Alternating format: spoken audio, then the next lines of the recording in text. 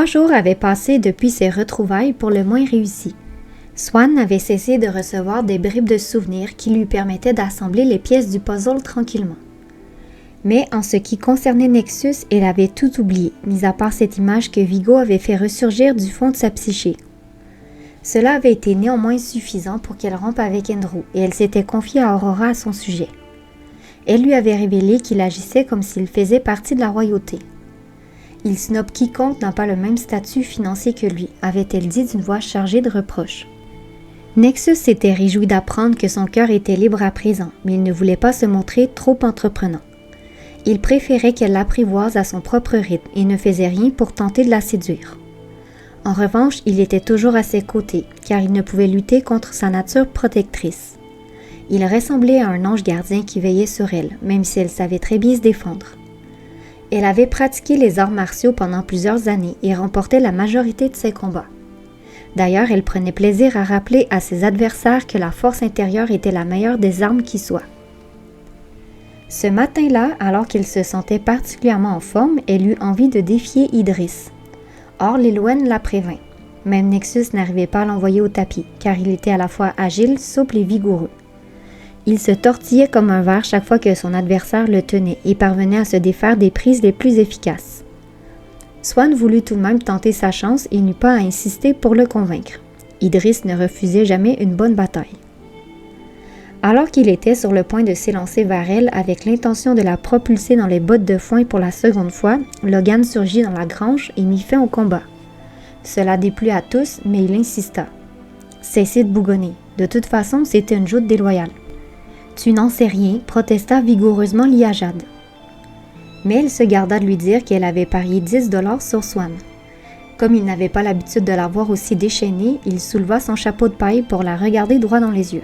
« Es-tu en train d'insinuer qu'il y a de l'argent en jeu ?» lança-t-il d'un ton désapprobateur. « C'est ma sœur qui en a eu l'idée » se défendit-elle.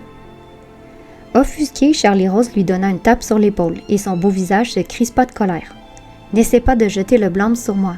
Et cesse de me voler mes affaires » s'exclama-t-elle en faisant signe à Logan que le chapeau était le sien.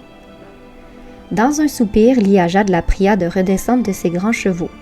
Charlie Rose riposta. « Je me calmerai lorsque tu m'auras promis de ne plus te comporter comme une gamine. » De peur que la confrontation ne s'éternise, Shevan choisit d'intervenir. Elle avait perçu du coin de l'œil que Logan s'impatientait. « Mesdemoiselles, je crois que notre camarade a quelque chose d'important à nous montrer. » Il lui décocha un sourire pour la remercier. Il avait toujours apprécié le tact dont elle faisait preuve. À grande enjambée, il se dirigea vers la lisière de la forêt. Il lui tardait d'arriver à destination. Tous le suivirent et en chemin, Idris dit à Swann que ce n'était que partie remise.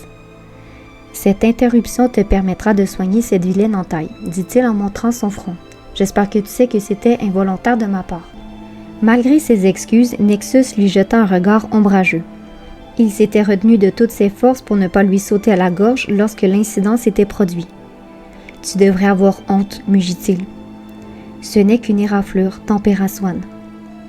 Il l'avait vu grimacer de douleur un peu plus tôt et se plaça en travers de son chemin. « Je t'en prie, laisse-moi regarder. » Elle hésita, mais elle finit par acquiescer en faisant signe à Idris de se sauver.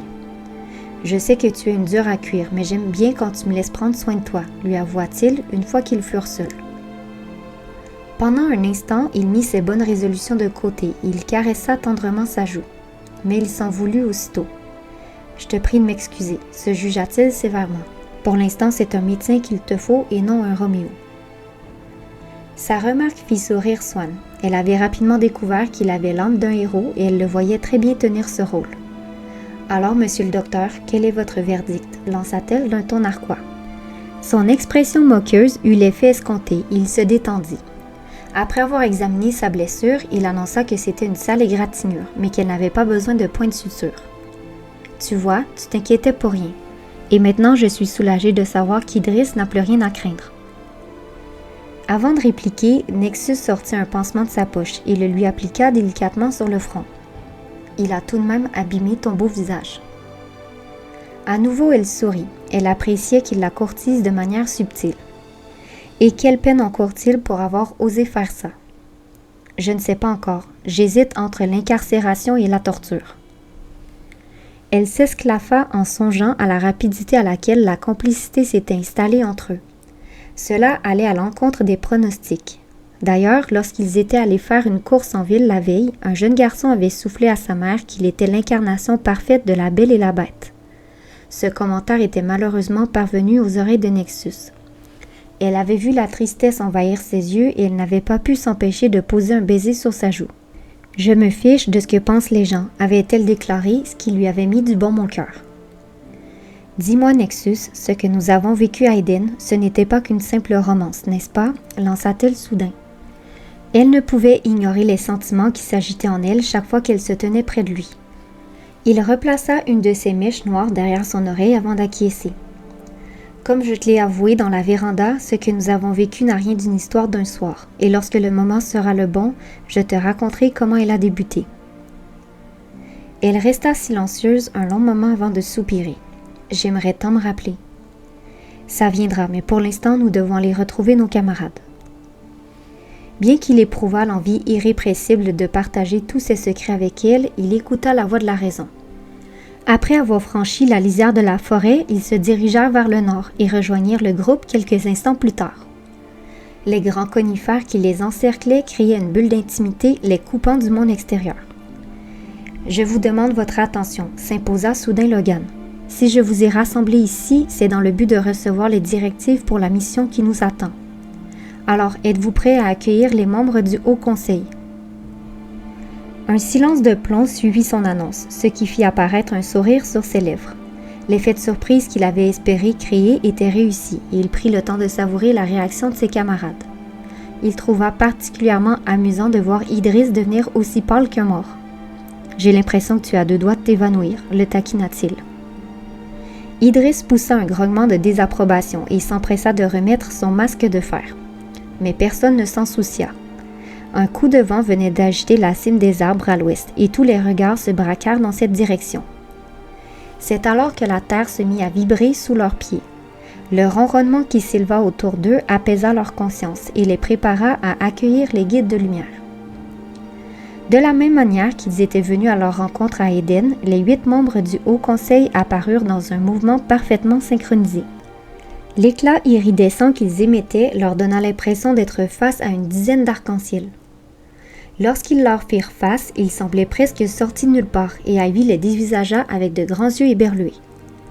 Leurs yeux aux reflets argentés irradiaient d'amour et la finesse de leurs traits lui coupa le souffle. Ils ne peuvent pas être réels, songea-t-elle en observant Agartha, qui se tenait au centre de la formation. Sa chevelure ondulée descendait en vagues jusqu'à ses pieds et sa tunique dorée scintillait de 1000 feux, illuminant sa peau chocolat. Ivy ne pouvait pas détourner son regard d'elle et elle ne remarqua même pas Émeraude qui se tenait dignement à sa droite. Pourtant sa beauté n'était pas moins saisissante. « Nous ne sommes pas le fruit de votre imagination », affirma soudain Telos. Il avait lu dans les pensées d'Ivy et il plongea son regard miroitant dans le sien. Fasciné comme jamais, Ivy contempla le guide à la musculature imposante. Il était vêtu d'une toche blanche bordée de pourpre. Son visage volontaire était auréolé de bouclettes brunes et un sourire de sphinx flottait sur ses lèvres. Après avoir balayé le groupe du regard, il ouvrit les bras pour les saluer. Il projeta son énergie lumineuse dans une douce étreinte qu'Ivy sentit, aussi certainement que s'il l'avait enlacée. « Chers amis, nous sommes heureux que vous ayez fait appel à nous, et c'est un honneur d'être parmi vous aujourd'hui, » annonça-t-il d'une voix puissante. Comme vous le savez, nous sommes nombreux à soutenir l'humanité au cours de cette période tumultueuse, et nous espérons que notre guidance vous donnera la force et le courage de persévérer dans votre engagement. Tout aussi ébloui que son amoureuse l'était, Jarby se perdit un instant dans la contemplation du groupe mystique qui lui faisait face. Pour sa part, il s'attarda sur Émeraude. Il trouvait qu'elle ressemblait à l'idée qu'il s'était faite de la déesse égyptienne Isis. Elle incarnait le principe féminin dans toute sa splendeur. Elle avait le front ceint d'un diadème et sa longue robe ivoire semblait danser autour de sa silhouette élégante. Son regard, lui, resplendissait de confiance et de bienveillance. Ému aux larmes par son rayonnement, Jarby eut du mal à ramener son attention sur Telos. Pourtant, il s'exprimait avec ardeur et passion. Mais dès l'instant où le guide fit allusion à ces parasites qui contrôlaient l'humanité, il ne le quitta plus des yeux. Il espérait trouver une façon de mettre un terme au règne de cette maudite Lilith. Nous sommes très conscients des difficultés auxquelles vous êtes confrontés dans cette révolution pour la souveraineté, affirma-t-il gravement. Il n'est pas faux de dire qu'une dimension négative est à l'œuvre actuellement. Il est important que vous sachiez que ces forces évolutives sont extrêmement sensibles à l'énergie qui émane de vous. Voilà pourquoi vous devez impérativement faire attention à ce que vous laissez entrer au sein de votre royaume intérieur. Vous devez trouver le moyen de maîtriser vos pensées et vos émotions afin de vous maintenir dans de hautes vibrations. Sinon, vous risquez de vous faire agresser. Ils prirent son avertissement très au sérieux et Logan saisit l'occasion au vol pour l'interroger. Outre ce conseil, pourriez-vous nous dire de quelle manière nous protéger? Ce fut Agartha qui lui répondit. Les membres du Haut Conseil avaient l'habitude de travailler en équipe. Par la visualisation, lui recommanda-t-elle, vous devez apprendre à vous visualiser au centre d'une bulle de lumière. Cette technique vous permet d'ériger des barrières autour de vous qui, bien qu'invisibles, vous protégeront des attaques de ces entités prédatrices. Sachez cependant que je n'emploie pas ce terme dans le sens péjoratif. Que voulez-vous dire? S'enquit Idriss avec curiosité. Il était tout aussi désireux que Jarby d'en apprendre davantage sur leur adversaire. Je veux dire que ces êtres ont un rôle à jouer au sein de l'univers, expliqua Agartha. En ce sens, vous ne devez pas les percevoir uniquement comme des bourreaux. La guide vit que la plupart d'entre eux ne partageaient pas sa vision des choses et elle renchérit sur un ton péremptoire. Mes amis, vous devez apprendre à voir au-delà des apparences et peut-être cela vous aiderait-il si je vous disais que l'univers repose sur des lois bien précises, dont la loi d'équilibre. Ce grand principe sous-entend qu'il existe deux forces opposées qui, malgré les apparences, œuvrent de concert pour permettre à la vie de se déployer. Émeraude nota que Jarby et Idriss manifestaient encore certaines réticences et elle se joignit à sa consoeur. Elle s'exprima d'un ton plus doux. Cela leur donna l'impression qu'elle s'adressait à leur cœur plutôt qu'à leur mental. La vie est synonyme d'évolution et ces êtres vous offrent l'opportunité d'avancer sur la voie. Puisqu'ils ont choisi d'incarner le pôle négatif, ils vous donnent la possibilité de choisir autre chose. En d'autres termes, leur existence vous permet de cheminer vers la lumière. Voilà pourquoi, de notre point de vue, nous trouvons que leur présence au sein de l'univers est légitime. La guide se tut un instant pour recueillir leur réaction et s'aperçut qu'Amos méditait ses propos. De nature réfléchie, il s'exprimait rarement de façon spontanée lorsqu'il s'agissait de sujets sérieux. Il préférait intérioriser les messages afin d'en tirer la sagesse nécessaire. Ne sommes-nous pas venus ici pour libérer les humains de l'emprise de ces entités prédatrices? Finit-il par lui demander. Telos fit signe à Émeraude qu'il prenait la relève. La libération de l'humanité ne se fera pas de la manière dont vous l'imaginez, car la libération est avant tout synonyme d'acceptation. Ivy faisait de son mieux pour suivre le rythme, mais elle lui avoua qu'elle n'était pas certaine de comprendre le sens de sa remarque. Le guide lui jeta un regard empreint de compassion. Il savait qu'elle venait tout juste de connaître sa première ouverture de conscience. Devant son regard embarrassé, il eut l'idée de la faire réfléchir sur une expérience qu'elle avait vécue. Selon vous, mademoiselle, qu'est-ce qui est à l'origine de votre éveil? C'est une très bonne question. Si je devais faire une supposition, je dirais que l'amour y est pour quelque chose. En fait, ce que je crois, c'est qu'il en a été le déclencheur. Vous avez fait la bonne déduction, lui confirma Telos, un sourire de sphinx flottant sur ses lèvres. J'ajouterais que l'amour est derrière toutes les expériences que vous vivez. D'ailleurs, si vous êtes venu sur Terre, c'est pour apprendre cette vérité, ou devrais-je dire, pour vous éveiller à cette vérité. Pour vous aider sur ce chemin, sachez que l'acceptation de ce qui est le premier pas à franchir. Et pourquoi cela? Parce que l'acceptation vous permet de relâcher vos préjugés, ce qui par conséquent vous mène à la compréhension que tout dans l'univers est interconnecté. Lorsque nous percevons les choses selon cette perspective élargie, nous nous ouvrons au concept d'unité et c'est à ce moment que la libération a lieu, conclut-il. Ivy avait toutefois encore bien des interrogations qui lui trottaient dans la tête. Si je suis votre raisonnement, le fait de percevoir et d'accepter ces parasites comme étant nécessaires au bon fonctionnement de l'univers nous permettrait de nous libérer de leur emprise, c'est bien ça? C'est un peu plus complexe que cela, mais vous êtes sur la bonne voie, l'encouragea-t-il. En poursuivant votre apprentissage, vous vous rendrez compte que ce monde n'est qu'une projection de votre état de conscience, mais avant d'en arriver là, il y a plusieurs pas à franchir. D'ailleurs, si nous avons répondu à votre appel, c'est pour vous informer de ce qui vous attend dans les mois à venir. Il céda la parole au guide à sa droite, le seul du groupe à être pourvu d'elle. La mission que vous avez acceptée comporte plusieurs phases que nous vous dévoilerons progressivement. Cependant, nous sommes convaincus que vous étiez prêt à commencer votre mission, et ce, même si la plupart d'entre vous n'ont pas encore recouvré entièrement la mémoire. À ce sujet, l'interrompit Swann, pouvez-vous nous dire pourquoi certains souvenirs nous semblent inaccessibles alors que d'autres ressurgissent avec la force d'un coup de tonnerre? Le guide Ailey jeta un regard à Nexus. Il perçut une certaine tristesse dans ses yeux, émotion qu'il décela également dans son cœur. La mémoire est quelque chose de fascinant, déclara-t-il d'un ton énigmatique. Ce que je peux vous dire pour l'instant, c'est que l'être humain a développé plusieurs techniques afin de l'empêcher de souffrir. Or, en agissant de la sorte, il ne se rend pas compte qu'il s'empêche également d'aimer. Mais ne nous éloignons pas trop du sujet, voulez-vous? Bien qu'elle eût envie de l'interroger davantage, Swann acquiesça. Elle était naturellement portée à faire passer les intérêts des autres avant les siens. Pour en revenir à la première partie de votre mission, voici ce que nous vous proposons, reprit le guide à la longue chevelure argentée. Sur ce, il jeta un regard à Agartha, qui tendit les bras vers l'avant et projeta une animation holographique. Les images semblaient flotter dans les airs et des exclamations s'élevèrent dans la forêt. Ces 4 lieux qui viennent de défiler sous vos yeux sont des endroits particuliers, annonça Emeraude. Des endroits sacrés où l'énergie vibre à une très haute fréquence. Voilà pourquoi nous souhaitons que vous vous y rendiez. En vous joignant à la communauté, votre éveil s'accélérera, car vous pourrez bénéficier non seulement des vibrations de la Terre, mais également de la conscience collective qui règne en ces lieux. Maintenant, avant de vous dévoiler où vous irez personnellement vous installer, j'aimerais vous glisser un mot sur les activations que Logan a entamées. Une seconde projection démarra, comme un soutien visuel pour éclairer ses propos. Comme vous le montrent ces images, il existe au sein du corps humain une technologie que vous connaissez sous le nom d'ADN. Or, contrairement à ce que la plupart de vos scientifiques affirment, cette technologie est reprogrammable et c'est justement l'exercice auquel votre camarade s'adonne. Puisque je suis en communication constante avec lui, je sais à quel point cela est exigeant et c'est pourquoi je tenais à vous dire ces quelques mots. Avant de poursuivre, elle balaya leur groupe du regard pour s'assurer que son rayonnement les atteignait droit au cœur. Libérer votre conscience de toutes ces peurs qui se sont immiscées en vous est certes un travail fastidieux, mais c'est l'unique tâche qui a une réelle importance.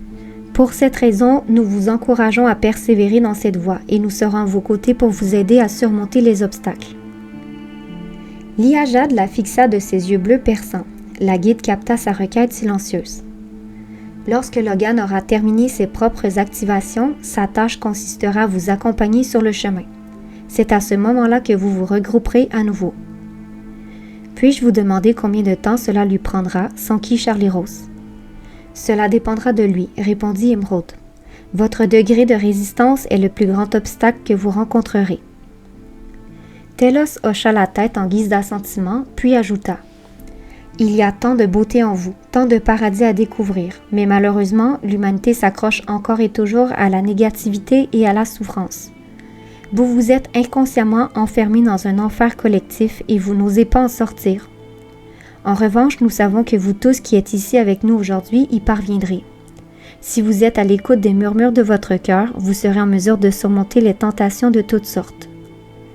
Tout à fait, acquiesça Agartha. Et avant de vous faire part de vos destinations respectives, j'aimerais vous glisser un mot à mon tour. Sur ce, une troisième vidéo défila sous leurs yeux et la guide patienta jusqu'à la fin avant de déclarer « Dans les mois à venir, plusieurs alliés se joindront à vous dans ce mouvement pour la libération de l'humanité. La création de nouveaux paradigmes se doit d'être un plaisir partagé. C'est pourquoi de nombreux camarades viendront s'ajouter à votre groupe. Notre famille d'âmes sera donc à nouveau réunie, espéra Lilwen. » Son frère avait pris la décision de rester à Eden et il lui manquait terriblement. « Il te faudra être patiente, rétorqua Agartha avec douceur. Tu reverras Timael en temps voulu. » Lilwen réprima un soupir mélancolique. Afin de lui apporter du soutien émotionnel, Idris enroula son bras autour de sa taille. Puis il planta ses yeux noirs dans ceux de la guide. « Qui sont ces gens, si ce n'est de ceux que nous avons laissés derrière nous? » Ces gens auxquels Agartha faisait allusion sont des personnes qui, comme vous, viennent des dimensions supérieures, l'informa Telos. Vous n'êtes pas les seuls à avoir répondu à l'appel, vous savez. Son commentaire provoqua un long silence qui fut brisé par Ivy. « Voulez-vous dire que nous risquons de tomber face à face avec des êtres qui viennent d'ailleurs? » Telos l'avait vu blêmir et sa réaction l'amusa. « Vous avez fort probablement déjà croisé une de ces personnes dans la rue, ce qui m'amène à vous dire qu'elles ne sont pas très différentes de vous. Votre copine Aurora n'a rien d'effrayant, n'est-ce pas? » « Oui, mais elle ne vient pas d'une autre planète, » s'exclama Ivy, toujours aussi ébranlée. Émeraude choisit d'intervenir. La guide aux longs cheveux blonds était plus sensible que ses compagnons. « N'ayez crainte, la rassura-t-elle. Vos futurs camarades ont tous une âme aussi pure que ce monsieur qui se tient à votre gauche. » Ivy tourna la tête vers Nexus, mais elle demeura silencieuse. Sa silhouette imposante l'intimidait autant qu'au premier jour. Chagriné de ne pas avoir réussi à la mettre en confiance, Nexus se promit de rectifier la situation dès qu'il en aurait l'occasion. Puis il convergea son attention vers l'avant. Il était fébrile à l'idée de connaître l'endroit que les guides avaient ciblé pour lui. D'ailleurs, il fut le premier à recevoir son affectation et il ne put réprimer son émoi lorsqu'il sut que Swann allait l'accompagner en Zambie. « C'est le plus beau cadeau que vous puissiez me faire », les remercia-t-il. Alors que Telos annonçait à Shevan et Amos qu'il se joindrait au duo, Swann lui demanda s'il y était déjà allé. Des étoiles plein les yeux, Nexus tourna son regard vers elle avant de souffler. « L'Afrique est un continent magnifique, mais le cadeau, c'est toi. » Les membres du Haut Conseil venaient de quitter les lieux et Logan avait repris sa position face au groupe. Ils souhaitaient régler certains détails opérationnels afin de mener à bien la première étape de leur mission. L'excitation se faisait ressentir et il dut pousser un sifflement pour mettre un terme aux différentes conversations. Mais Charlie Rose ne se gêna pas pour lui dire de patienter.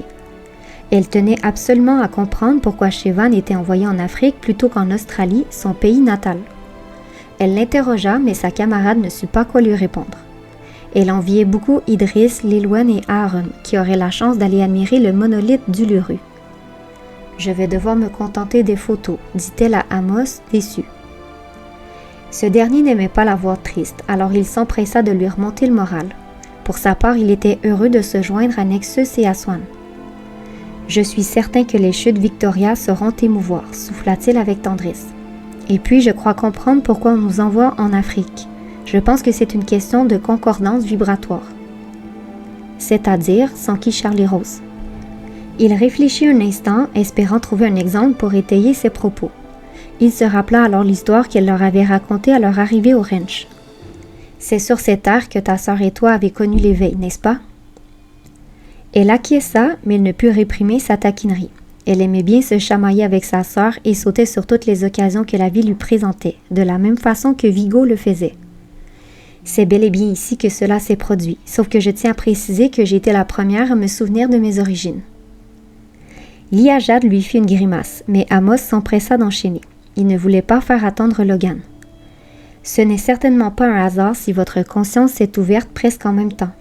Je crois plutôt que la vibration qui règne en ces lieux est ce qui a permis à votre âme de se manifester à vous. » Charlie Rose lui jeta un regard songeur. Elle n'avait jamais vu les choses de cette façon.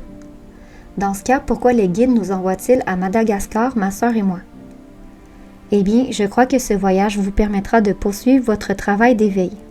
C'est d'ailleurs ce qu'Émeraude a affirmé. Puisque notre propre vibration se modifie avec le temps, il arrive que certains lieux nous conviennent mieux que d'autres. Et puis, qui sait ce que recèle cette mystérieuse forêt dans laquelle vous allez vous aventurer? » Narquois comme toujours, Vigo passa un bras autour des épaules des sœurs Terra. Il s'amusait à jouer les grands frères protecteurs. « Ne vous en faites pas, je serai là pour veiller sur vous, leur promit-il. « Nous nous débrouillons très bien sans toi, » s'enflamma Charlie Rose. C'est alors que la voix de Lilwen résonna dans son esprit. « Si tu continues d'agir ainsi, tu finiras tes vieux jours toute seule. » Charlie Rose s'emporta davantage. Elle détestait qu'on lui fasse la morale. « Tu peux bien penser ce que tu veux, et puis ce n'est pas comme si Vigo avait un quelconque intérêt pour moi. Si c'est ce que tu crois. » Lilwen ne lui en dit pas davantage, car son intention était simplement de semer une graine dans son esprit. Elle communiqua silencieusement à Logan que la parole était à lui. Le ciel s'était assombri depuis quelques minutes et il ne s'éternisa pas sur les détails logistiques. En revanche, il prit le temps de partager une réflexion qu'il avait eue un peu plus tôt. Tout comme Amos, je crois que les endroits ciblés par les guides sont des lieux qui concordent avec notre fréquence vibratoire. Mais j'ajouterais qu'on nous envoie également en tant qu'éclaireurs. Que veux-tu dire, Sankey Jarby? Eh bien, comme Telos l'a laissé sous-entendre, il est courageux de s'opposer à un système aussi dysfonctionnel que celui qui est en place actuellement. Par contre, je suis d'avis qu'il y a beaucoup plus à faire que de simplement résister et d'attendre que les piliers sur lesquels notre société repose s'effondrent les uns après les autres. Pour tout vous dire, je crois que les endroits que nous nous apprêtons à découvrir nous aideront à donner naissance à cette réalité que nous voulons voir émerger sur Terre. Rappelez-vous des paroles d'Émeraude. Elle nous a fortement conseillé de nous joindre à la communauté et de prendre exemple sur le système que les membres ont instauré. Songeuse, Liajad lui partagea sa réflexion. Je tiens à te faire remarquer que le système que nous avons connu à Éden fonctionnait à merveille. En effet, sauf que ce n'est pas nous qui l'avons mis en place. Le mérite revient à nos parents. Je sais, mais nous n'avons qu'à reproduire le modèle qu'ils ont établi, non? Nexus se permit de répondre à la place de son camarade. Il avait compris où il voulait en venir. Il y a une grande différence entre le fait de savoir qu'un système fonctionne et le fait d'être en mesure de le créer de A à Z. Par exemple, nous savons tous que l'autosuffisance est une valeur qui nous tient à cœur. Mais dis-moi, comment fais-tu pour subvenir à tes besoins en matière d'énergie? Charlie-Rose et moi chauffons au bois, répondit-elle avec fierté. Mais vous êtes tout de même dépendante de l'électricité, lui fit-il remarquer. Comme elle ne pouvait le contredire sur ce point, elle ne renchérit pas. Elle commençait à comprendre pourquoi les guides les envoyaient en éclaireurs. Logan conclut la discussion car un coup de tonnerre retentit. Nous ne partons peut-être pas de zéro, mais nous avons énormément de choses à apprendre. Et maintenant, je crois qu'il est temps de poursuivre cette conversation autour d'un bon feu. Au pas de course, ils allèrent se réfugier à l'intérieur et passèrent la journée à discuter. Ils savaient que demain, ils auraient à se dire au revoir. Ils venaient tout juste de se retrouver, mais ils étaient tout de même fébriles de commencer leur travail sur le terrain. Ils n'avaient pas la moindre idée de ce qui les attendait, mais la rencontre avec le Haut Conseil leur avait donné les 3 éléments essentiels à toute entreprise: la foi, le courage et la passion. C'est donc avec une grande joie qu'ils profitèrent de leur dernière soirée au ranch des Sœurs Terra. Cependant, ils se promirent d'y revenir pour faire la fête une fois leur mission accomplie.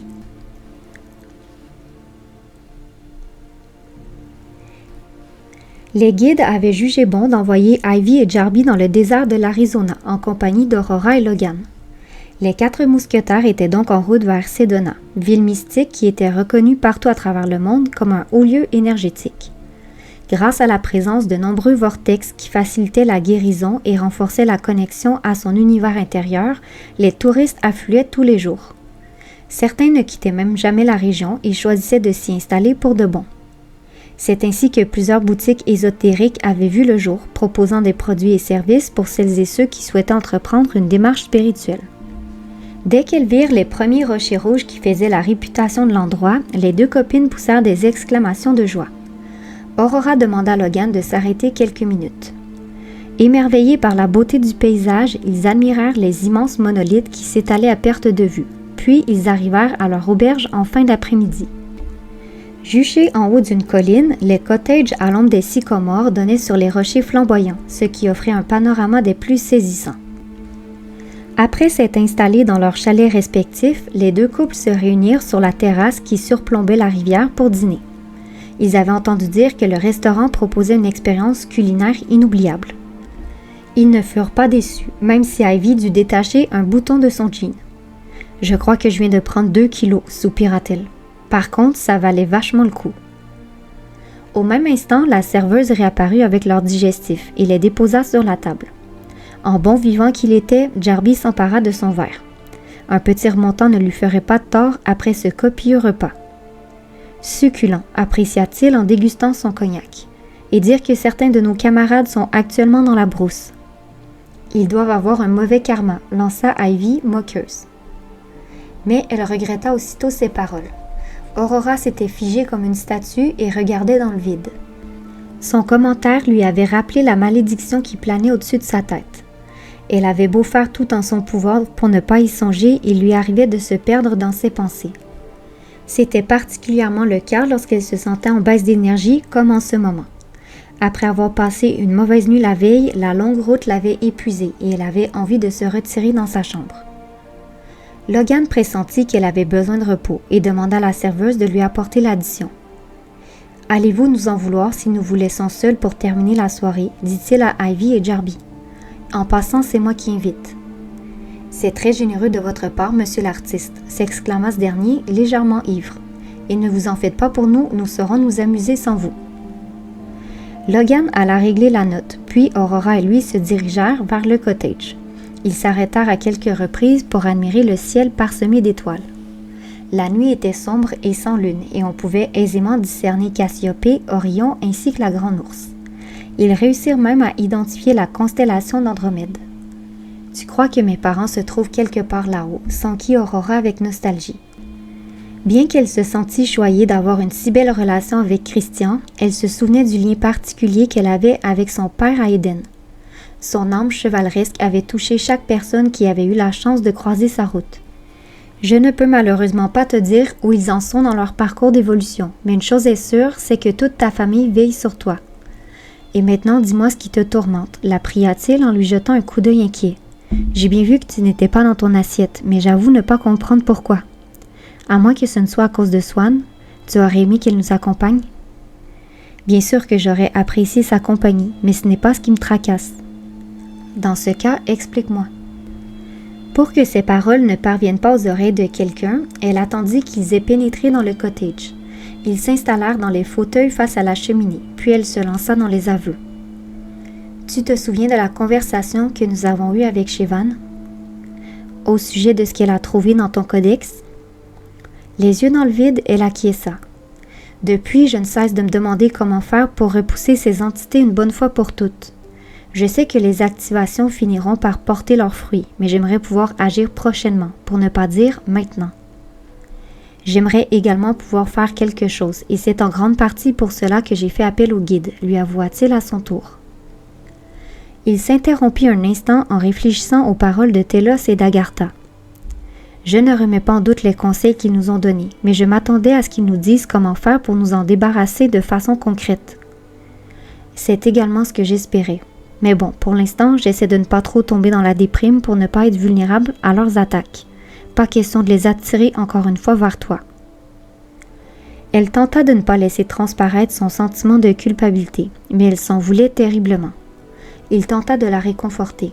« Cesse de t'inquiéter pour moi. Je maîtrise parfaitement la technique qu'Agartha nous a transmise.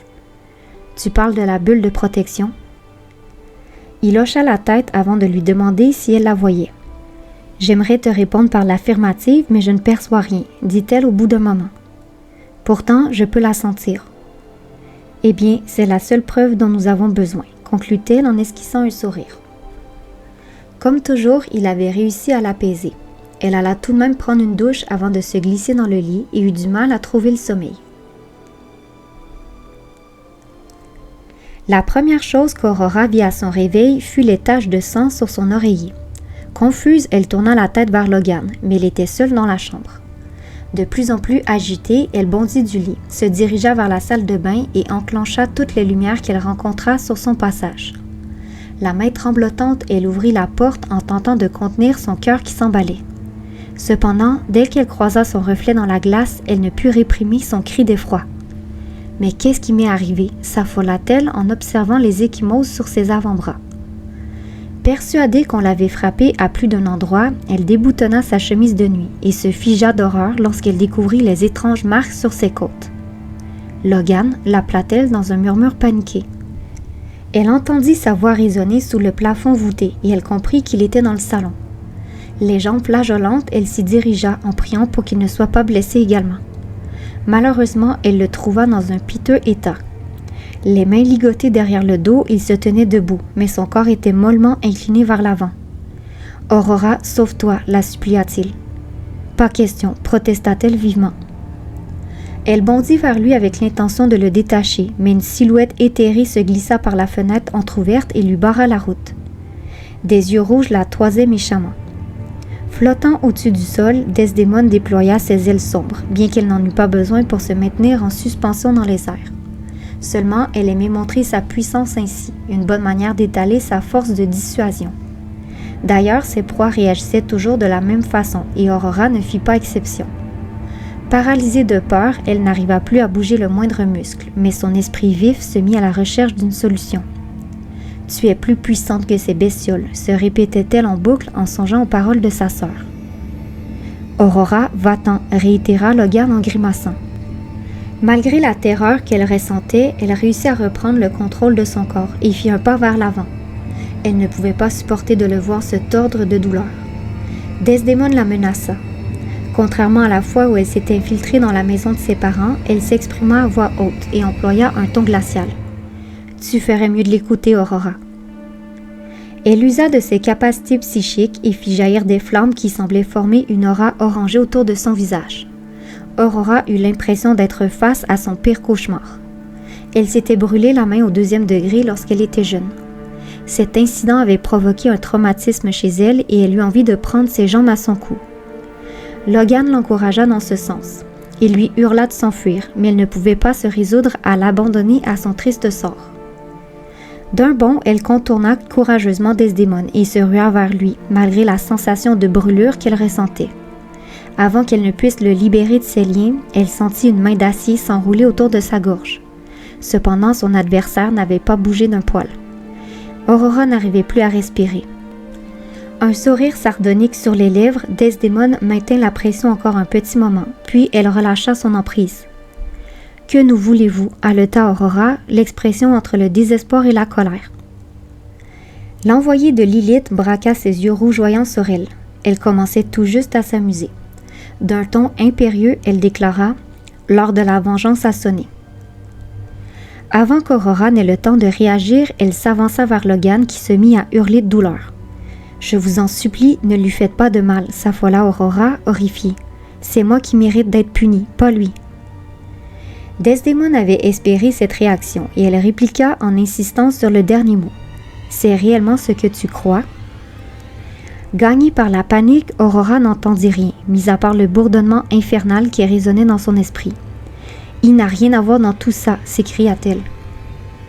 Elle voulut proférer tout un tas d'injures, mais elle vit Logan remuer les lèvres.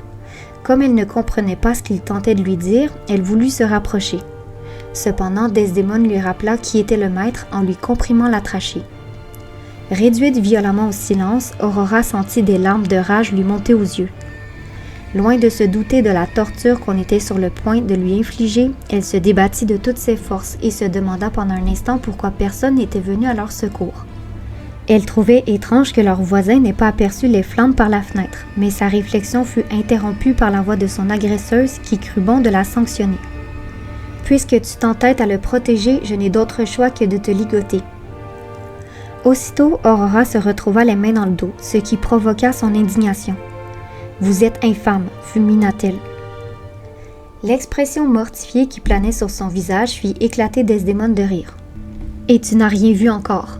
Pour tout te dire, j'avais reçu l'ordre de t'administrer une bonne correction, mais je viens tout juste d'avoir une idée, » lança-t-elle en dardant un regard meurtrier sur Logan.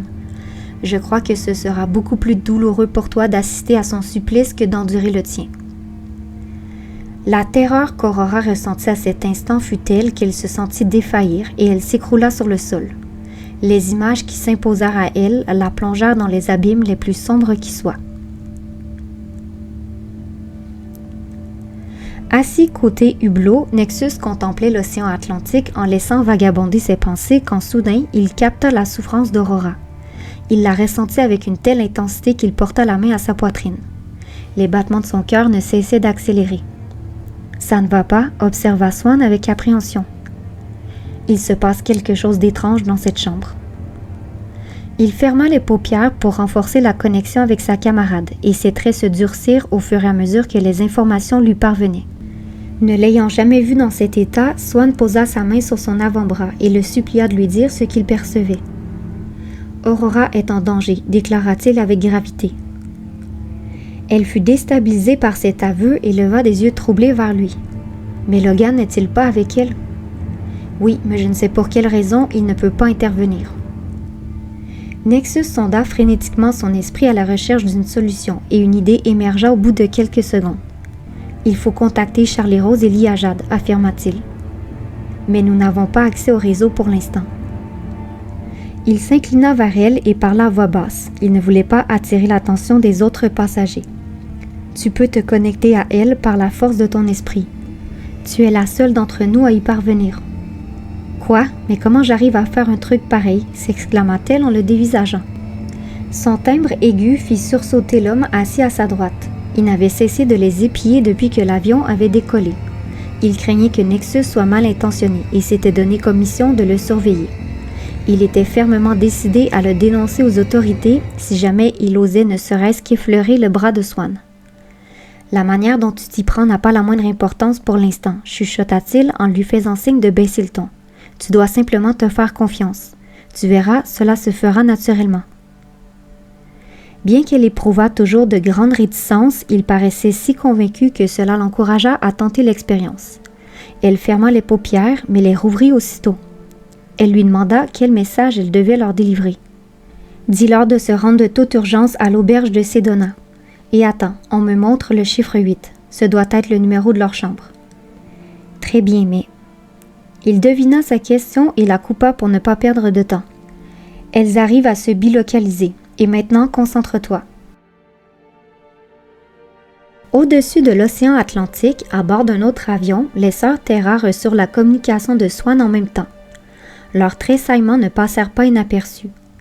Assis entre les deux femmes, Vigo les dévisagea. « Que se passe-t-il? » « Nous n'avons pas le temps de t'expliquer, esquiva Liaja en jetant un coup d'œil à sa sœur. Elles établirent frénétiquement leur plan d'action. Elles décidèrent que Charlie Rose agirait en tant qu'éclaireur. La plus rapide des deux, elle arrivait à se projeter sur le lieu ciblé en moins d'1 minute, alors que Liajad avait besoin d'un peu plus de temps pour y parvenir. Elle lui mentionna qu'elle la rejoindrait aussi vite que possible et lui fit promettre de l'attendre avant d'entrer. Elle ne savait pas à quel danger elles allaient être exposées, alors il leur valait mieux faire preuve de prudence plutôt que de foncer tête baissée. Comme il comprit ce qu'elle s'apprêtait à faire, Vigo les regarda tour à tour pour leur faire savoir qu'il les accompagnerait en pensée. « Faites gaffe », lança-t-il en tentant de maîtriser sa nervosité. Il se doutait qu'un de ses camarades était mal en point. « Promis », opina Charlie Rose, plus détendu qu'il ne l'était. Malgré sa petite taille, elle était une femme d'action et n'avait pas peur de se mouiller, ce qui était tout aussi vrai pour sa sœur.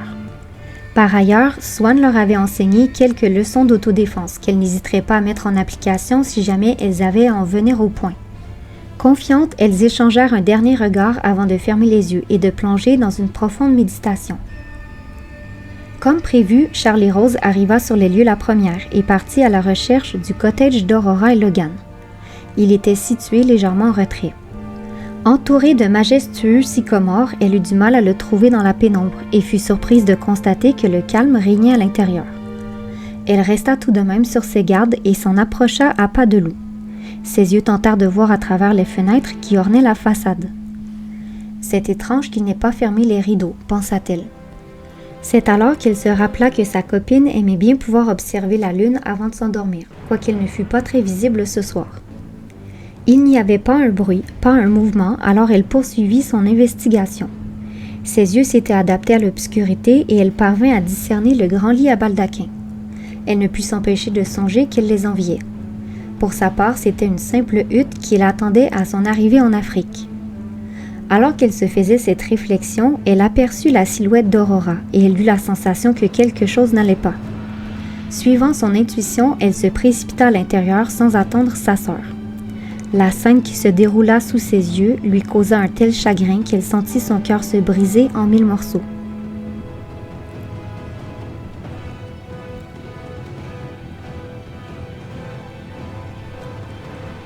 Aurora venait tout juste de s'écrouler sur le sol et elle ne cessait de se répéter les paroles de Desdemone. Elle ne pouvait concevoir qu'une personne puisse être aussi cruelle. « Je crois que ce sera beaucoup plus douloureux pour toi d'assister à son supplice que d'endurer le tien », lui avait-elle dit d'un ton qui laissait sous-entendre qu'elle s'en délectait d'avance. Incapable d'admettre que certains arrivaient à tirer une jouissance de la souffrance d'autrui, elle éclata en sanglots. Les larmes de rage qui bouillonnaient dans ses yeux un peu plus tôt se transformèrent en mer de désespoir et elle sentit qu'elle était sur le point de vomir. « Je vous en supplie, sanglota-t-elle, laissez-le en dehors de cette histoire. » Un sourire vicieux sur le visage, Desdemone tournait autour de Logan, qui était dans les vapes depuis plusieurs secondes à présent. Le coup violent qu'il avait reçu à la tête l'avait solidement assommé. « De quelle histoire parles-tu » s'enquit-elle d'un ton faussement innocent. « Vous le savez aussi bien que moi » rétorqua Aurora. Desdemone s'esclaffa. Elle était ravie que la manipulation qu'elle exerçait ait aussi bien réussi. « Ah, ça me revient. Tu fais allusion à cette malédiction dont tu es victime, c'est ça? Il faut dire que vous l'avez sacrément cherché, ta famille et toi, et maintenant vous devez en payer le prix. » D'un battement d'ailes, elle se rapprocha d'Aurora.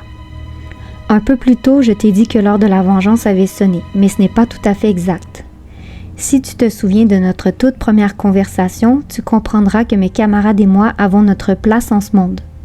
Malheureusement pour toi, certains membres de ta famille sont en désaccord avec cela, et c'est pourquoi on m'a envoyé. Pour rétablir l'équilibre, tu comprends? » Poussée par un élan de courage, Aurora se redressa pour lui tenir tête. « C'est ce que vous appelez rétablir l'équilibre? Commettre des actes barbares, c'est ça votre vision de l'équilibre? Il faut bien que quelqu'un se charge de remettre les pendules à l'heure. Et puis, je te signale que tout ce qui est en train d'arriver dans cette pièce n'est que le fruit de tes propres croyances. » Que voulez-vous dire? Je veux simplement dire que cette réalité est le résultat de tes pensées et de tes croyances. Dans cette dimension qui est la vôtre, rien ne peut arriver sans votre consentement. Aurora était toujours à la recherche d'une solution pour porter secours à Logan et elle voulut gagner du temps. Elle fit donc semblant d'être absorbée par leur discussion. Mais elle ne l'écoutait que d'une oreille. Pourtant, Desdemone lançait des affirmations plus que sérieuses. « Si ce que vous dites est vrai, je serai responsable de cette torture que vous êtes en train de nous infliger. Je te le répète, ce sont tes croyances qui sont à l'origine de cette mise en scène. » Tout ceci n'a rien d'une mise en scène, s'emporta Aurora. Son exclamation fut suivie d'un long silence. La voix de Lilith venait de se faire entendre dans l'esprit de Desdemone. « Nous sommes prêts à l'accueillir », lui communiqua-t-elle. Elle mit en action la seconde phase de son plan et braqua son regard infernal sur Logan. Il est vrai qu'il semble réellement souffrir, n'est-ce pas? Pauvre jeune homme, c'est dommage d'abîmer un si beau visage. Sitôt qu'elle eut terminé sa phrase, ce dernier poussa un gémissement sans fin. Le sang se glaça dans les veines d'Aurora et ses battements cardiaques accélérèrent sous l'effet de l'émotion. « Arrêtez » hurla-t-elle à plein poumon. Au même instant, elle fut foudroyée par une douleur au thorax. Elle n'avait pas ressenti cela depuis qu'elle avait accédé au temple de guérison à Éden. Ses yeux paniqués se posèrent sur Logan dans l'espoir de trouver du réconfort. Mais la réalité la ramena cruellement à l'ordre. Il était plongé dans l'inconscience. Prise de vertige, elle eut le réflexe de s'accrocher à quelque chose de tangible, mais elle trouva simplement l'épaule de Desdemone. Aveuglée par la souffrance, elle n'avait pas remarqué qu'elle s'était mise en travers de sa route et un cri strident s'échappa de sa gorge. La brûlure était si vive qu'elle oublia temporairement la pression exercée sur sa cage thoracique. « Qu'ai-je fait pour mériter ça ?» se lamenta-t-elle. « Parce que tu crois ne pas mériter ce qui t'arrive » rétorqua méchamment Desdemone. Elle savait qu'elle ne tiendrait pas une minute de plus. D'ailleurs, la seconde suivante, les jambes d'Aurora la lâchèrent et elle s'effondra à nouveau sur le sol. Le sang ne parvenait plus jusqu'à son cœur et elle se mit à haleter. Malgré cela, elle trouva la force de défendre Logan jusqu'au bout. « Je mérite peut-être ce qui m'arrive, mais lui, il est innocent. » Sur ce, elle se sentit aspirée dans les bras du néant. Étrangement, la sensation que cela lui procura ne fut pas désagréable. Quelques instants avant que cette scène n'ait lieu, Charlie Rose pénétra dans le cottage et ouvrit la lumière. Ses yeux noisettes se posèrent aussitôt sur Aurora. Elle ne perçut rien d'anormal de prime abord et s'approcha du lit. C'est alors qu'elle remarqua que des gouttes de sueur perlaient sur son front. « Qu'est-ce que tu fais ici ?» tressaillit Logan en se redressant dans le lit. « Nexus a senti quelque chose de moche », lui expliqua-t-elle anxieusement. Au même instant, Aurora poussa un gémissement étouffé, comme si elle faisait un mauvais rêve. Ils étaient loin de se douter que Desdemone s'était machiavéliquement infiltré dans son esprit et s'amusait à jouer avec ses émotions d'une façon si intense qu'elle était sur le point de rendre l'âme. Ils ne jugèrent donc pas nécessaire de la réveiller jusqu'à ce qu'elle pousse un second cri. De son côté, Aurora n'avait pas conscience d'être plongée en plein cauchemar. L'expérience qu'il vivait lui paraissait si réelle que le monde extérieur n'était qu'un écho vaporeux, une illusion à laquelle elle ne prêtait pas attention. Elle ne sentit pas les mains de Logan qui s'étaient posées sur ses épaules pour la secouer et n'entendit pas la voix de Charlie Rose qui ne cessait de l'appeler. Cette dernière commençait à réaliser que sa camarade n'était plus maîtresse d'elle-même. Pourquoi ne se réveille-t-elle pas, s'alarma-t-elle. C'est alors qu'une seconde intuition la traversa et elle comprit que sa vie ne tenait plus qu'à un fil. Ces bestioles ont trouvé un moyen de s'infiltrer en elle, lança-t-elle dans un murmure paniqué. Elle est dans une simulation, Logan, une simulation qu'elle confond avec la réalité. Elle y croit à un point tel que son cœur est sur le point de lâcher. Elle s'interrompit car Liajad venait de pénétrer en coup de vent dans la chambre. « Que se passe-t-il » demanda-t-elle frénétiquement en courant vers eux. Mais elle se figea dès qu'elle aperçut l'expression qui s'était cristallisée sur le visage de Logan. Un mélange de terreur et d'hébétude. Les choses avaient déboulé à une vitesse ahurissante et il avait l'impression d'halluciner. Quoiqu'une part de lui fût très consciente de l'horreur de la situation. « Il faut la réveiller avant qu'il ne soit trop tard », s'affola-t-il en la secouant de toutes ses forces. Au même instant, Aurora poussa un troisième cri de lamentation et son corps se tordit face à la douleur insupportable qui la tenaillait. Plus en mesure de démêler le vrai du faux, elle avait la sensation qu'on lui broyait les os du thorax et que l'on comprimait ses poumons. Paradoxalement, une paix exquise l'envahit, une étreinte qui lui apporta un tel réconfort qu'elle eut envie d'abandonner le combat. Elle s'était battue dès l'instant où elle avait fait son entrée dans ce monde cruel et froid. Elle se sentit partir tout doucement vers un univers plus lumineux, un lieu empli de tendresse et d'amour qui avait beaucoup plus à offrir.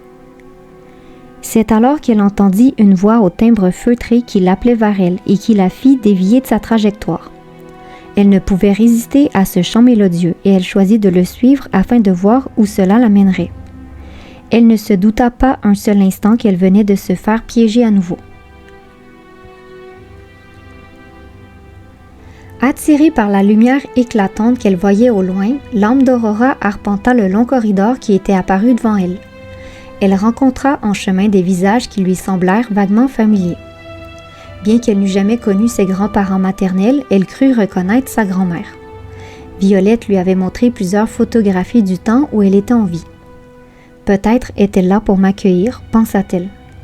Mais elle ne s'y attarda pas. Elle aspirait plus que tout à découvrir ce qui l'attendait de l'autre côté de ce fameux tunnel dont elle avait entendu parler. Elle poursuivit donc sa route en songeant à cette vieille dame qu'elle avait rencontrée lors d'un de ses séjours à l'hôpital. Après une expérience de mort imminente, Teresa lui avait décrit avec force détail ce qu'elle avait éprouvé au cours de ce passage, ce qui remettait difficilement en cause l'authenticité de son témoignage. Seulement, Aurora était de celles qui préféraient se faire leur propre opinion et se fier à leur expérience plutôt que de croire les gens sur parole. C'est donc avec un mélange de curiosité et d'enthousiasme qu'elle parvint à la frontière entre ces deux mondes. Elle n'hésita pas une seule seconde à franchir le seuil, même si elle était bien consciente qu'elle quittait définitivement la dimension terrestre. Après avoir flirté avec la mort pendant plusieurs années, elle s'était préparée à vivre cette transition qui s'avéra beaucoup moins effrayante qu'elle ne l'avait imaginée. Libérée de toute contrainte physique, elle adorait cette sensation de flottement et de légèreté. Elle trouvait que c'était beaucoup plus naturel que d'évoluer dans un corps de chair. Soudain, la lumière qui l'encerclait faiblit, lui permettant d'observer son environnement. C'est alors que son intuition la prévint d'un danger, même si quelques-uns des membres du Haut Conseil se trouvaient face à elle. Légèrement confuse, elle les examina plus attentivement et fut soulagée lorsque le guide à la longue chevelure argentée prit la parole. Elle reconnut son timbre de voix, alors ses doutes furent chassés et elle put se concentrer sur le dialogue qui l'entama. « Bonjour à toi, chère sœur de lumière. C'est un plaisir de te retrouver parmi nous, annonça-t-il avec solennité. Je sais que tu ne t'attendais pas à nous rejoindre aussi rapidement, mais si l'on est ainsi, c'est parce qu'une part de toi l'a désiré. Voulez-vous dire que l'être humain est responsable de sa propre mort, s'étonna Aurora. De la même manière que vous êtes responsable de votre vie, acquiesça le guide ailé. En parlant de cela, l'heure du bilan a sonné. Sur ces mots, une projection holographique défila sous ses yeux, lui présentant les moments forts de sa vie ainsi que les personnes qui l'avaient accompagnée sur le chemin. À son grand étonnement, elle perçut les choses de leur point de vue et non de la manière qu'il les avait vécues. Traversée par leurs propres sensations, elle frémit face à la souffrance qui avait assailli ses parents alors qu'elle combattait pour sa survie. Elle tressaillit face au chagrin qu'avait éprouvé Alexander lorsqu'elle était partie, et elle blêmit face à la dévastation qui avait terrassé Logan lorsqu'elle avait quitté sa demeure. Mais après avoir ressenti tous ces sentiments douloureux, elle parvint à prendre de la hauteur, un peu comme si elle devenait spectatrice. C'est alors qu'une évidence lui apparut et la prise de conscience qui la foudroya la laissa sans voix. « À présent, nous aimerions recueillir tes impressions », déclara le guide avec fébrilité. Toujours aussi ébranlée, elle eut besoin de quelques secondes supplémentaires avant d'être en mesure de lui répondre. « J'ai tellement de chance », finit-elle par souffler d'un ton empreint de reconnaissance. « Toutes ces personnes fabuleuses qui m'aiment de tout leur cœur. Que va-t-il leur arriver ?» demanda-t-elle avec affliction. Elle ne pouvait pas supporter de les faire souffrir à nouveau. « Tu soulèves une question intéressante, ami le guide ailé, énigmatique, et sache que tu as un pouvoir de décision important quant à l'avenir de tous ceux que tu as laissés derrière toi. » Que voulez-vous dire, s'enquit-elle avec un mélange d'espoir et de curiosité. « Tu es arrivée à la croisée des chemins, Aurora, et tu as un choix à faire. Soit tu poursuis ton évolution dans les dimensions supérieures, soit tu retournes sur Terre, annonça-t-il gravement. « Mais ce n'est pas possible, bafouilla-t-elle, sidérée. Le choix m'appartient réellement. »« Bien sûr qu'il t'appartient, affirma le guide. N'oublie pas que tout est une question de libre arbitre. C'est pourquoi certaines personnes reviennent à la vie alors qu'elles ont été déclarées cliniquement mortes. Ces personnes ont choisi, en leur âme et conscience, de retourner sur Terre afin de poursuivre leur œuvre. »« Poursuivre leur œuvre, répéta-t-elle, toujours aussi hébétée. En d'autres termes, elles sont revenues pour faire le bien. N'est-ce pas pour cette raison que tu as accepté cette mission que nous t'avons proposée à Eden, commenta le guide après avoir lancé un coup d'œil mystérieux à ses confrères. Mon unique but a toujours été de faire le bien, acquiesça Aurora. Dans ce cas, ce ne sera pas un choix difficile à faire, lui dit-il avec un sourire. Sur ce, Agartha prit la relève et lui expliqua la suite des choses. Elle commença par lui apprendre qu'une fois son consentement donné, sa mémoire serait effacée, de la même manière qu'on l'avait fait par le passé. Tu ne conserveras aucun souvenir de ton passage dans ce lieu, ainsi que de la discussion que nous venons d'avoir. En revanche, sois convaincu que nous serons toujours à tes côtés pour te soutenir. Et si jamais je décide d'y retourner, je poursuivrai là où mon chemin s'est arrêté? Tout à fait, et tu retrouveras tous ceux que tu as laissés dans le deuil. C'est alors qu'Aurora vit jaillir dans son esprit le visage de ses camarades et elle s'entendit prononcer « c'est d'accord ». De retour au sein de la réalité de troisième dimension, Aurora sentit son cœur battre normalement. Elle avait l'étrange sensation de s'être absentée pendant des heures, alors que seulement 3 minutes s'étaient écoulées. Elle resta allongée sur le dos pour ne pas être prise de vertige et ouvrit les yeux.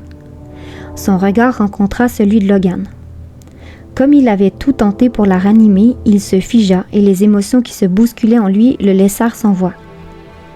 Après avoir pris conscience que les sœurs Terra étaient également à son chevet, Aurora eut l'impression d'être frappée par la foudre. Contrairement à ce que les guides lui avaient affirmé, les souvenirs ne cessaient d'affluer dans son esprit. À la vitesse de l'éclair, elle rassembla les pièces du puzzle et se rappela la toute première conversation qu'elle avait eue avec Anna. Elle fut sidérée de voir qu'elle lui avait transmis toutes les clés. « Si je suis venue vers toi, c'est pour te transmettre un message. Là d'où je suis, j'ai une vue d'ensemble sur ce qui se joue dans le monde et tu dois savoir que rien ne se déroule comme prévu. Est-ce que cela veut dire qu'il y a un plan? Il y a toujours eu un plan, mais il n'est pas respecté en ce moment. Pour tout te dire, il y a des êtres malveillants qui ont pris possession de la planète. Des êtres malveillants? Mais que nous veulent-ils? Ils souhaitent garder l'homme captif aussi longtemps que possible et pour ce faire, ils ont dû contourner les règles du jeu. Je ne comprends pas. De quel jeu parle-t-on? Un jour, tu comprendras. Mais pour l'instant, ce que tu dois savoir, c'est que ces êtres vous influencent afin que vous veniez faire l'expérience de ce qu'ici nous nommons la fausse réalité, et ils utilisent vos émotions et vos croyances pour que vous y retourniez en permanence. Mais comment arrivent-ils à nous influencer? Grâce à différents stratagèmes et je tiens à te mettre en garde. Si une certaine Lilith communique avec toi par le biais de tes rêves, méfie-t'en. Pourquoi m'en méfierais-je? Parce qu'elle détient des capacités pour le moins inquiétantes. Elle arrive même à manipuler les songes et à amplifier le sentiment de peur et de colère de ses victimes, de sorte qu'elle n'arrive plus à être maîtresse d'elle-même. Ses proies en viennent à confondre le réel et l'imaginaire, ce qui peut entraîner des conséquences catastrophiques, voire la mort dans certaines circonstances. Mais ne t'en fais pas, je vais tout faire pour te protéger de ces attaques. Mais qui es-tu, bon sang? Ta sœur Aurora, ta sœur qui a promis de toujours veiller sur toi. Mais je n'ai pas de sœur. Sur la Terre de troisième dimension, non, mais à Eden, nous étions inséparables. Du moins, jusqu'à ce que je parte pour les plans supérieurs. Et maintenant, écoute-moi bien. D'ici peu, tu auras à prendre des décisions déchirantes qui affecteront non seulement ton avenir, mais celui de tes semblables également. Pour t'aider à faire les bons choix, j'aimerais te dire ceci. La vérité se trouve toujours dans ton cœur et nulle part ailleurs. Sous le choc, l'esprit d'Aurora eut le réflexe de rejeter cette évidence qui lui était apparue, mais les preuves étaient beaucoup trop accablantes pour qu'elle puisse ignorer la vérité. La manipulation qu'exerçaient ces entités prédatrices dépassait de loin tout ce qu'elle avait pu imaginer. Leur influence s'étendait de l'autre côté du voile. Ma sœur m'avait prévenue, mais je n'avais pas compris sur le coup, pensa-t-elle avec douleur. Ces bestioles nous forcent à revenir continuellement sur Terre alors que nous pourrions aller découvrir d'autres mondes.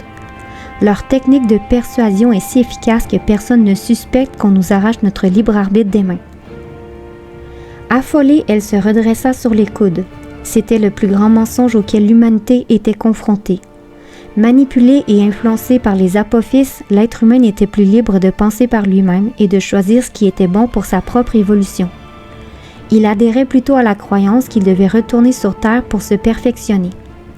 Ainsi endoctriné, il devenait prisonnier de la roue du karma et ne parvenait plus à mettre fin au cycle de réincarnation.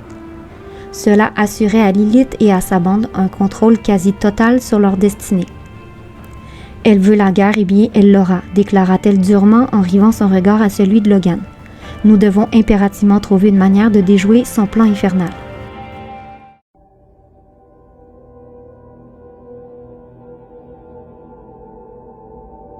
Positionnée au centre de la formation, Lilith faisait face à Aurora, qui ne se doutait pas qu'elle se tenait devant la reine des apophyses. Avec l'apparence du guide à la chevelure argentée, elle projeta l'animation qu'elle avait préparée avec soin afin de manipuler les émotions de la jeune femme. Desdémone se tenait à ses côtés et guettait sa réaction avec un sourire malin. Pour sa part, elle avait emprunté l'apparence d'Agartha. La ressemblance physique était telle que n'importe qui aurait pu s'y méprendre, mais du point de vue vibratoire, leur énergie contrastait férocement. « À présent, nous aimerions recueillir tes impressions », déclara Lilith avec fébrilité. Toujours aussi ébranlée, Aurora eut besoin de quelques secondes supplémentaires avant d'être en mesure de lui répondre. « J'ai tellement de chance », finit-elle par souffler d'un ton empreint de reconnaissance. « Toutes ces personnes fabuleuses qui m'aiment de tout leur cœur.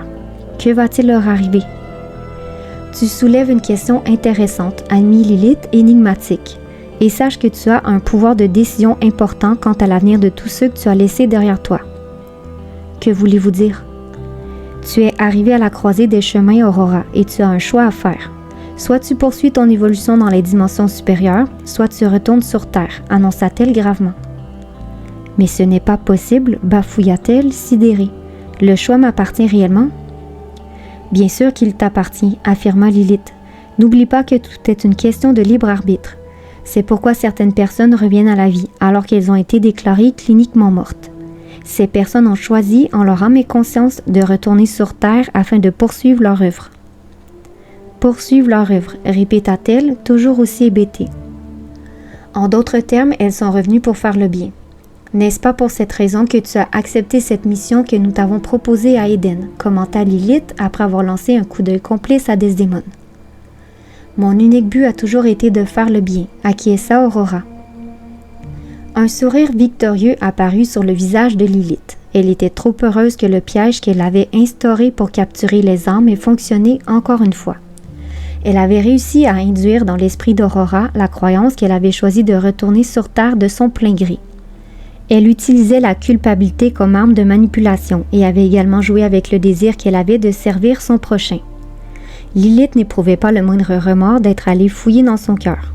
« Dans ce cas, ce ne sera pas un choix difficile à faire, lui dit-elle. Sur ce, Desdémone prit la relève, mais Lilith n'entendit pas les paroles qu'elles s'échangèrent. Savourant sa victoire, elle se dit qu'il n'y avait rien de plus aisé que d'amener les hommes à revenir faire l'expérience de cette matrice qu'elle avait créée. Ses proies ne se faisaient pas suffisamment confiance pour suivre leur propre lumière. Si les êtres humains étaient conscients du pouvoir de création contenu en eux, jamais ils n'accepteraient de retourner dans cette réalité illusoire, pensa-t-elle. C'est alors que l'image d'un certain Jacobus lui apparut à l'esprit.